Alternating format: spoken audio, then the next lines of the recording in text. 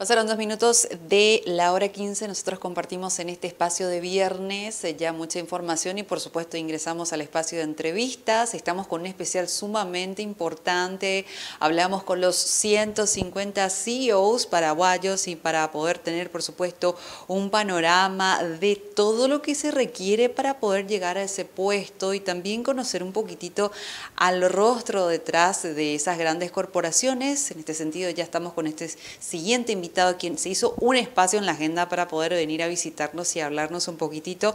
Ya le agradecemos la presencia al señor Martín Heiseke, él es director en Confarm Saeca. Bienvenido, muchas gracias por estar con nosotros en esta tarde de viernes. Hola Naya, gracias a vos, bueno, y un saludo a la gente que nos está mirando.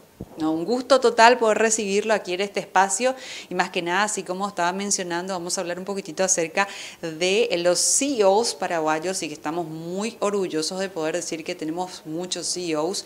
Y antes que nada, como yo siempre digo, toda historia tiene un inicio y nos encantaría saber cómo fue ese camino ya, cómo inició el camino para poder ser CEO, que prevaleció también la formación, las metas o que nos pueda compartir en este sentido. Bueno, yo tengo que arrancar por explicar que en una familia involucrada en el segmento farmacéutico. Yo soy tercera generación ya en este rubro. Mi abuelo empezó en el año 1932, lo que sería una farmacia, eventualmente continuó con toda la evolución de lo que fue la industria farmacéutica. Después mi papá empezó la empresa Confarm y bueno, ahora a mí me toca agarrar el volante de la empresa. Ya hace 3 años que estoy acá dirigiéndola. Somos una empresa familiar, 100% capital familiar, y de esa manera es como que estoy en este cargo de importancia. Es cierto que no hice un recorrido, digamos, como haría una persona tercera a una empresa, pero sí desde chico trabajé ya en el depósito, hice cobranza, acomodé productos en las casillas, todo eso. Después obviamente fui escalando, haciendo otro tipo de tareas, y es así como hoy me toca ya estar en la gerencia general de Confarm. Totalmente, hizo su recorrido, por supuesto, claro, desde abajo, empezando como tiene que ser. Y en este sentido también queremos conocer un poquitito cuáles son las virtudes y habilidades que debe tener un CEO para poder estar en esta posición. Bueno, yo creo que hay dos cuestiones para mí básicas, ¿verdad? Una es intrínseca a la persona y la otra es extrínseca, digamos, o sea, perteneciente a lo que serían el ambiente en el cual esa persona va a activar, ¿verdad? Lo que es intrínseco, siempre agarrar un liderazgo. Es importante agarrar esa responsabilidad, hacerse cargo de eso, en el cargo al que uno le cabe, ¿verdad? Si uno de repente, no sé, tiene que ser el encargado del depósito, bueno, agarrar ese desafío con la responsabilidad que eso requiere y siempre ir buscando maneras de ir mejorando, siempre ir buscando maneras. Yo siempre hago una analogía con el deporte, ¿verdad? Que el deportista que realmente crece es el que constantemente busca su mejoramiento, busca sus desafíos y quiere ser quiere tener un mejor desempeño, ¿verdad? Entonces uno mismo tiene que ser autocrítico. Eso a veces es muy difícil, ¿verdad? Y ni qué decir cuando la crítica es externa. Pero bueno, en mi caso particularmente yo soy muy autocrítico con lo que hago, con la gestión que hago, y constantemente estoy buscando la manera de mejorar mi desempeño, ¿verdad? Por ese lado. Por el lado extrínseco, como te decía, es importante conocer el lugar en el que uno está, conocer cuáles son las tareas principales para que uno haga bien su trabajo y saber con quién uno está lidiando, ¿verdad? Una gerencia implica esencialmente gestión de personas, ¿verdad? Y todas las personas son particulares. Yo diría, o sea, yo no dejo de sorprenderme justamente de lo que es la psicología humana, y como al final del día muchas veces todo lo que aprendimos en las universidades o en los cursos que uno hace, en realidad eso queda a un segundo plano porque estamos gerenciando, estamos gestionando diversas psicologías, ¿verdad? A la persona, al cliente, a los proveedores. Entonces, al final me doy cuenta que en el cargo de gerente soy más una especie de maestro de orquesta, sin ser el mejor pianista o el mejor violinista, sino que soy la persona que está logrando articular que todo ese equipo funcione al unísono. 100% de acuerdo con lo que está mencionando y me gusta el ejemplo que utilizó para que todos puedan entender básicamente que es todo un arte poder gestionar el talento humano, la psicología, como usted lo mencionó, de una manera sumamente correcta. Por otra parte, en medio de toda esa algarabía de las situaciones, de los desafíos, sabemos que usted es una persona que también, aparte de ser CEO, tiene que equilibrar y darle ese vaivén a lo profesional y también a lo familiar, a lo personal. ¿Cómo hace un CEO para poder encarar ambos aspectos? Yo particularmente tengo bien en claro que mis objetivos son para generar el bien común, ¿verdad? Pareciera muy lindo, muy poético esto decirlo, ¿verdad? Muy, de repente, muy etéreo. Pero en realidad esa es mi motivación principal. Yo quiero ayudar a la gente, obviamente a mi familia. Quiero ayudarle a la gente con la que estoy trabajando también. Deseo que a ellos les vaya bien. Si a ellos les va bien, a todos nos va bien. Entonces no hay que perder los pies en la tierra. Hay que saber, o sea, todas las veces que puedo, que hay, por ejemplo, no qué sé yo, en festividades, el Día del Trabajador o cosas así, arranco por agradecerle a la gente que limpia nuestras oficinas, nuestros baños, ¿verdad? Esa gente que está en trabajos de repente poco remunerados, ¿verdad? No son trabajos atractivos, no son puestos atractivos, y sin embargo esa gente que está haciendo ese trabajo elige hacer ese trabajo. En vez de estar robando o estar vagando o estar eligiendo una vida azarosa, están eligiendo hacer ese trabajo que es sumamente digno. Y yo creo que hay que dignificar eso, hay que estar detrás de esa gente. Esos son los famosos laburantes, ¿verdad? Esa es la gente que sostiene a la sociedad, que lleva su pedacito de beneficio a su casa, a su familia. Entonces hay que tener los pesos de la tierra y saber que están esas personas desde de ahí para arriba, ¿verdad? Y eso a uno le permite saber la importancia del trabajo que uno está realizando. Y por supuesto luego llevarlo a la casa también, a la casa de uno. Todos después tenemos casas, tenemos hijos, tenemos amigos, tenemos padres, familiares. Entonces es importante también trasladarle a ellos ese trabajo. Entonces, digamos que no se circunscribe solamente a la oficina ese trabajo, sino que también uno lo lleva a los diversos estamentos en los que uno está. Claro, totalmente. Y en este sentido me encantaría también consultar qué fue lo que marcó o algún momento memorable en su vida. Pucha, hay muchos eventos, ¿verdad?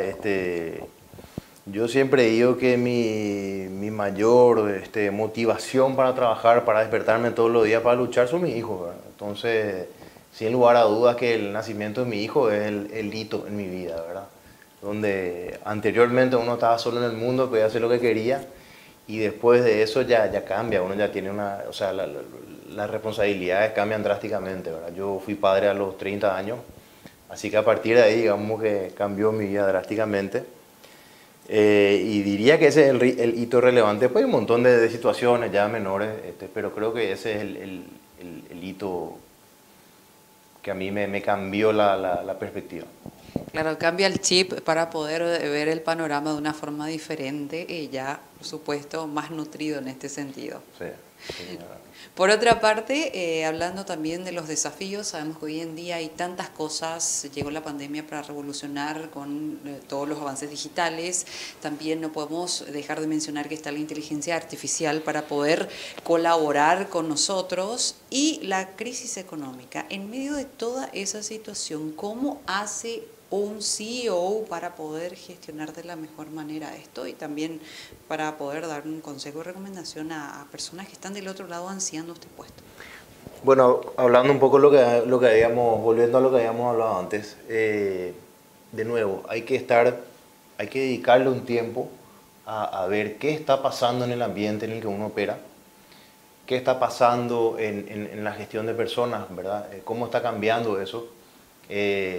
Eso tiene un dinamismo brutal, ¿verdad? En algunas áreas con unos cambios drásticos, ¿verdad? La inteligencia artificial está desordenando o reordenando, mejor dicho, toda una serie de paradigmas que nosotros teníamos como tallado en piedra y ahora eso se está reordenando a una velocidad que realmente a uno ya a veces le desconcierta, le asusta, pero dice, pucha, ¿será que voy a ser capaz de poder mantener este ritmo, ¿verdad? Entonces, para nosotros es muy importante estar mirando qué va a pasar. Como muestra de la relevancia que le damos a esto, es que cuando volvimos a la empresa, nosotros teníamos por delante el desafío de hacer una planta nueva o vender la empresa. O sea, era una encrucijada donde o hacíamos la planta nueva o teníamos que vender la empresa. Pero no podíamos quedarnos ahí en el medio del terreno porque era dilatar, digamos, una situación que nos iba a terminar carcomiendo. Entonces, antes de que llegue el momento, ya teníamos que tomar la decisión. No esperar a que llegue, como digo siempre, no esperar a que llueva para salir a buscar el paraguas, ¿verdad? O más drástico todavía, preguntar por el paracaídas cuando el avión ya está en vuelo. Ahí ya es medio problemático el tema. No, 100% en este sentido a tener en cuenta, y más todavía para las personas que están queriendo encarar las futuras empresas, o sea, empresas que ya están con la IA siempre teniendo todos esos márgenes y pensando un poco más. Mucha gente dice, no, la IA nos va a sacar los puestos de trabajo y no como usted mencionó, se está haciendo una reorganización y nosotros es como que tenemos que ir amoldándonos un poquitito también a eso. Mira, en el ámbito político, por ejemplo, siempre se hablan de situaciones drásticas, ¿verdad? Y bueno, ya el fin del mundo ya está por llegar. Siempre está ahí a la vuelta de la esquina el fin del mundo y después uno se da cuenta que cambia tal o cual gobierno y la gente se empieza a reorganizar otra vez y se empieza a adaptar. Estamos viendo, por ejemplo, en Argentina, donde se hablaba de un colapso masivo y de que...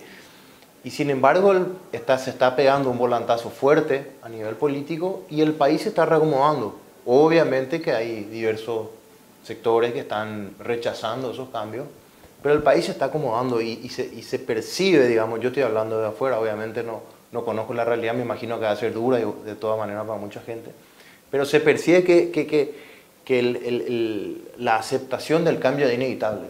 Y nosotros acá en Paraguay tenemos un proceso similar donde tenemos que entender que no podemos seguir rechazando la adaptación a circunstancias contemporáneas y si nosotros no lo hacemos, perdamos cuidado que va a venir gente de afuera que ya está viniendo y la va a imponer por nosotros.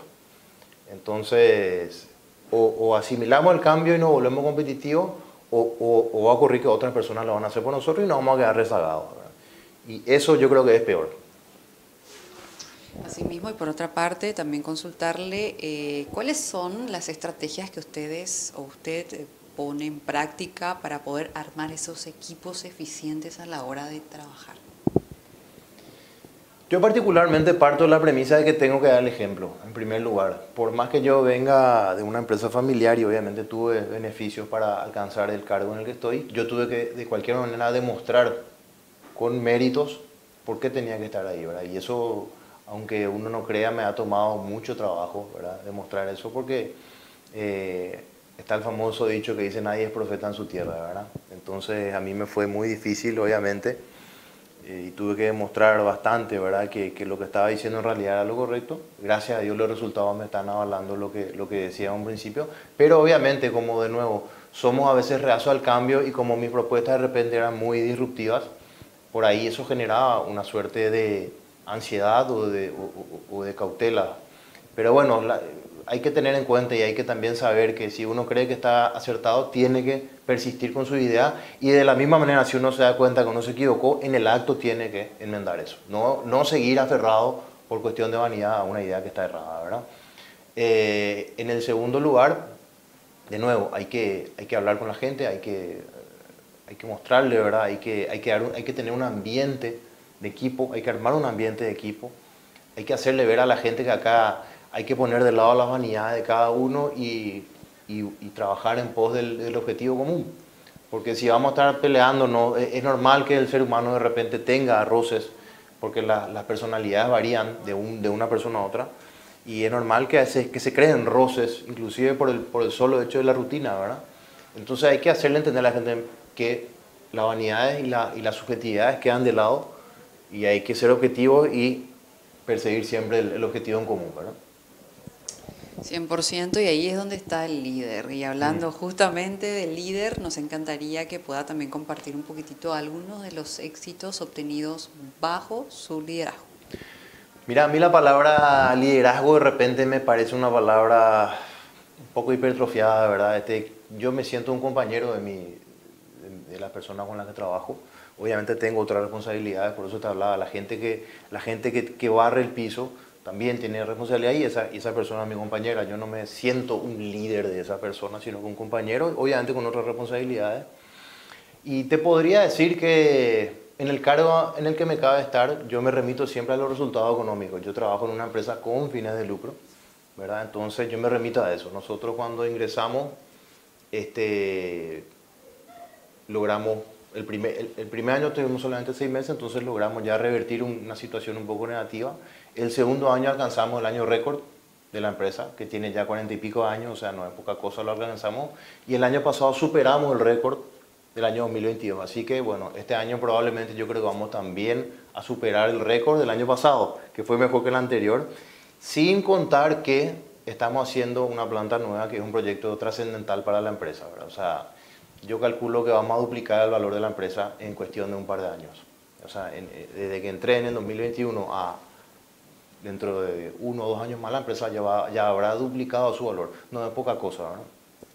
Es un trabajo bastante importante, muchas personas están involucradas y por sobre todas las cosas, muchas personas dependen también de ustedes y dependen de usted, que es el rostro visible de esta empresa. Así mismo, por eso te digo, hay que asirse, digamos, del desafío, hay que agarrar ese desafío, hay que entender la responsabilidad, hay que tener los pies sobre la tierra y ver que se puede mucho más. Yo creo que estamos todavía muy por debajo de los resultados que vamos a obtener. Vamos a crecer mucho más todavía. El país está en una coyuntura muy interesante, ojalá que eso se mantenga así. Y yo creo que estamos en los albores de lo que van a ser años muy buenos, ¿verdad? Con la ayuda de Dios. 100%, siempre de la mano de él y por otra parte, la verdad que me interesa mucho que nos pueda compartir lo que se puede saber de este gran proyecto, de esta planta, cuál es el estadio actual. La planta es una planta que va a tener aproximadamente unos 9.000 metros cuadrados. Es una planta realmente importante, es un proyecto de 18 millones de dólares. Fue financiado, está siendo financiado con emisión de bonos. Confare es una empresa emisora de capital abierto. La planta actualmente a nivel edilicio ya está aproximadamente a un 80%, o sea, ya está casi terminada, ya están casi terminadas las obras edilicias y ahora se están haciendo obviamente los cerramientos, los detalles. Hacer una planta farmacéutica reviste mucha complejidad porque la industria farmacéutica se caracteriza por tener controles sanitarios muy estrictos que se están volviendo cada vez más estrictos, ¿verdad? En una nota muy positiva, Dinavisa, que es la agencia sanitaria de Paraguay, también está en un proceso de volverse cada vez más estricta y alcanzar un parámetro muy alto. Casi que nos vamos a volver que se va a volver una agencia sanitaria referencial para el continente, que para ser Paraguay un país relativamente pequeño y sin una tradición industrial de productos de calidad, realmente va a ser algo trascendental, ¿verdad? Entonces, yo siempre hablo de una situación atípica. Uno dice, ¿cómo Paraguay asociado a productos? Porque uno dice Suiza, o uno dice país, no sé, Alemania, países que han desarrollado prácticamente la industria química, farmacéutica, no solamente química farmacéutica, sino química también. Y uno dice Paraguay no está asociado a un país de alta complejidad de manufactura de productos industriales, sino un país más agricultura o de forestal, cosas así. Sin embargo, la industria farmacéutica se ha desarrollado, eso también hay que felicitarle a colegas del gremio. Ahora hay gente que está trabajando muy bien acá. Entonces, Paraguay, como un fenómeno totalmente inesperado, se está volviendo en uno de los centros farmacéuticos más importantes del continente, ¿verdad? Como analogía puedo hablar de lo que pasó con Irlanda, por ejemplo, que también era un país similar a Paraguay en su región y hoy en día se convirtió también en un gigante, ¿verdad? Un país súper relevante, también a nivel farmacéutico. Y bueno, Paraguay, salvando la distancia, está alcanzando un nivel de ese tipo, ¿verdad? Claro, está en el proceso, está en el camino, eso es lo más importante. Por sobre todas las cosas, estamos orgullosos de todo el trabajo que están realizando y a cuántas personas están ayudando, no solamente al dar, por supuesto, el trabajo, sino que con los productos que ustedes realizan, ese impacto positivo. Mira, nosotros en la empresa tenemos 230 personas trabajando y te diría que la mayoría son paraguayos, 98% serán paraguayos. Te diría que mujeres en algunas áreas son la inmensa mayoría, o sea, por ejemplo, en todo lo que es control de calidad, o sea, en varios segmentos hay mucho más mujeres que hombres, ¿verdad? Entonces, realmente es un orgullo decir que estamos somos paraguayos, ¿no? 100%, y estamos apuntando a volvernos muy competitivos a nivel mundial, ¿verdad? En una industria muy, muy, muy delicada, muy compleja. Y yo creo que estamos lográndolo. Todavía, como dije, todavía estamos en los albores de lo que creo que va a ser algo mucho más desarrollado.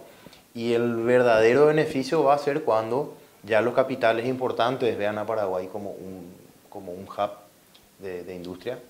Y obviamente ellos traigan todo su bagaje, su conocimiento, su experiencia en eso y no lo compartan aquí en Paraguay, ¿verdad? O sea, se pueden hacer todavía un montón de cosas, fábrica de materias primas, muchas cosas, ¿verdad? Es como que somos un nicho, tenemos tanto por hacer aún, estamos fresquitos.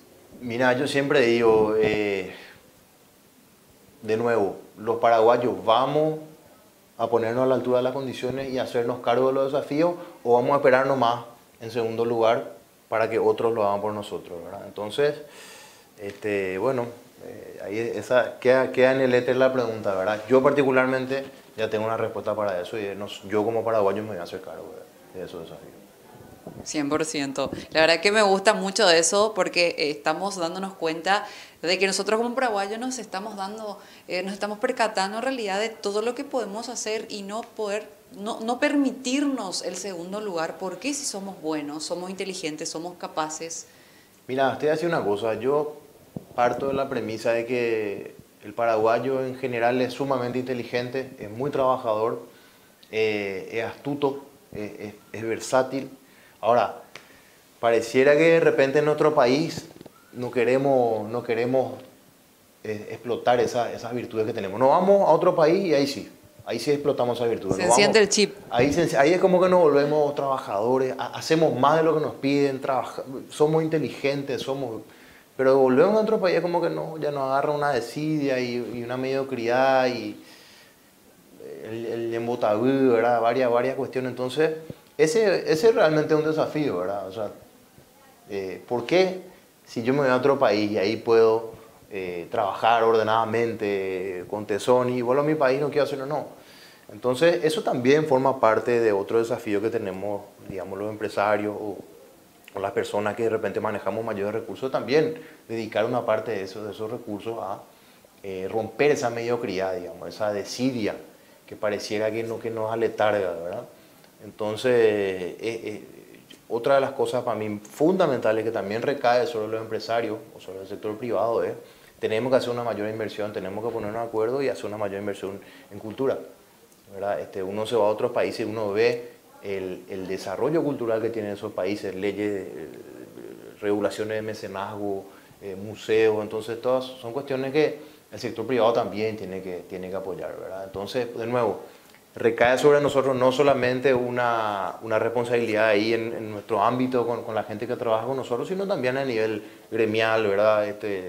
Y bueno, también buscar un acercamiento con las autoridades y todo eso. Es bastante interesante.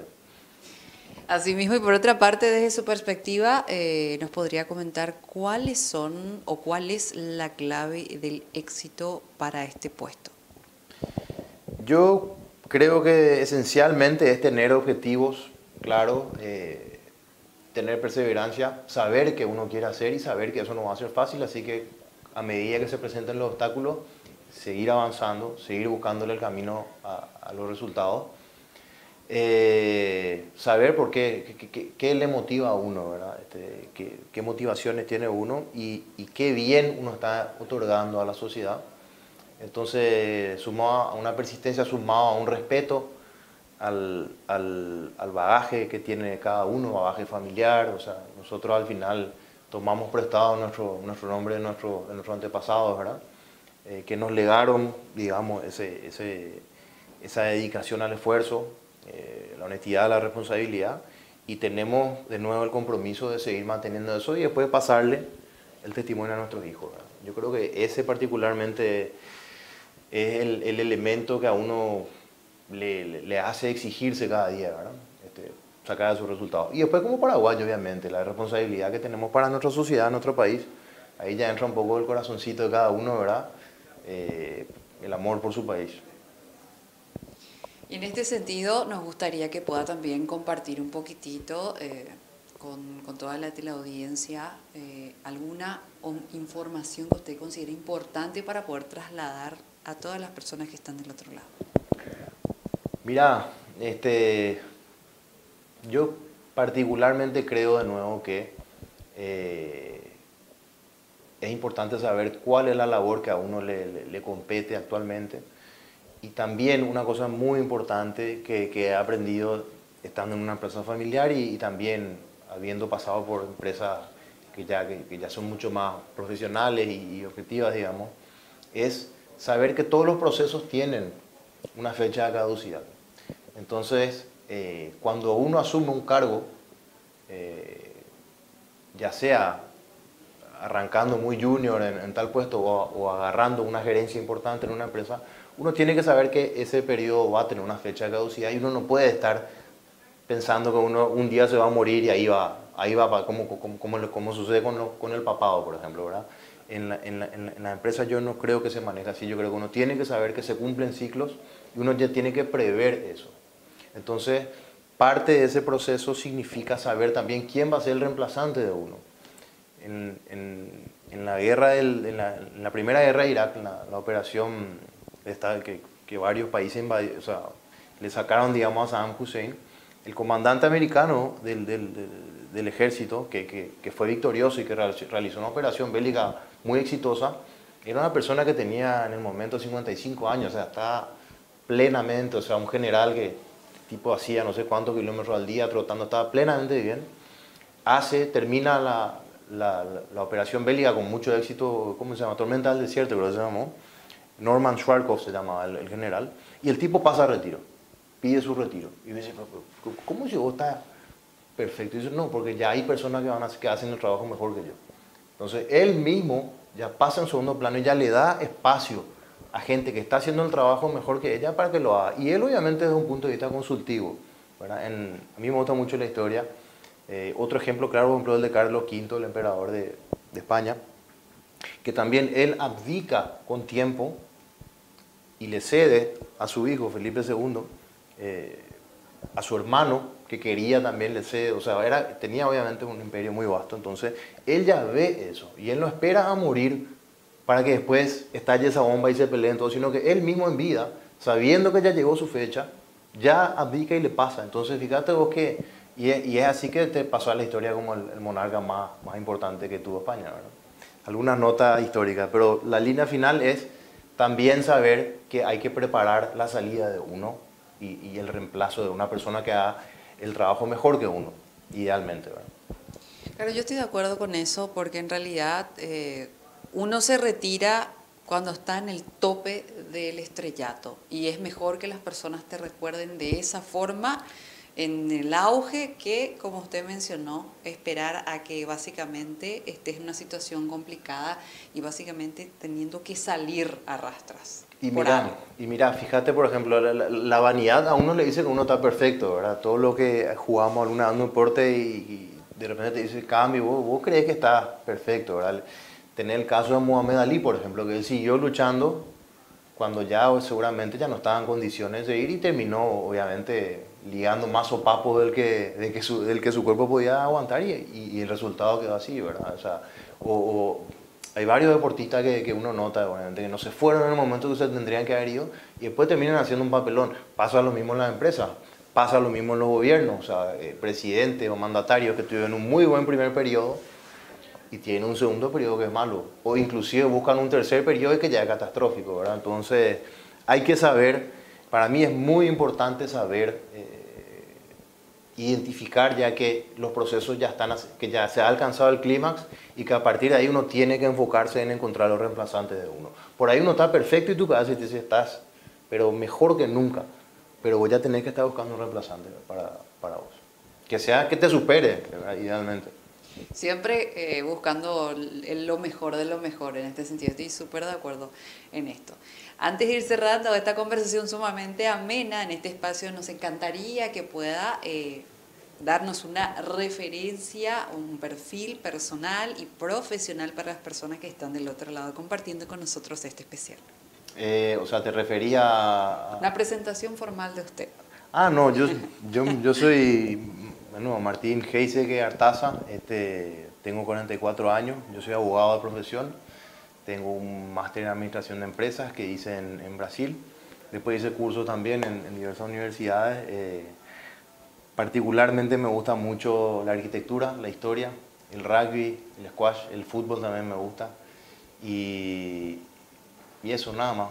Soy una persona con un profundo sentimiento patriótico, me gusta mucho mi país y de repente me duele ver que puede mucho más y que por culpa nuestra, por nuestra desidia, todavía no alcanza ese sitial que se merece, ¿no? Perfecto. Muchísimas gracias por acompañarnos en esta tarde. Le deseamos el mayor de los éxitos y de verdad le esperamos nuevamente para poder hablar acerca de las novedades de esta nueva planta que se viene con todo para poder inyectar ese movimiento, ese derrape económico aquí en nuestro país. No, gracias a vos. Bueno, también estamos con mucha ansiedad de ya empezar a ver germinar esos planes que estamos teniendo. Acá vamos a estar atentos para poder compartir. Les deseamos un excelente inicio de fin de semana. Gracias igualmente, Nadia. No, por favor. Estuvimos compartiendo muy amenamente en este espacio ya con el director de Confar, SAECA, el señor Martín Heiseke, hablando un poquitito en este especial de 150 CEOs paraguayos y de esta forma nosotros establecemos un corte a la vuelta. Regresamos con mucho más.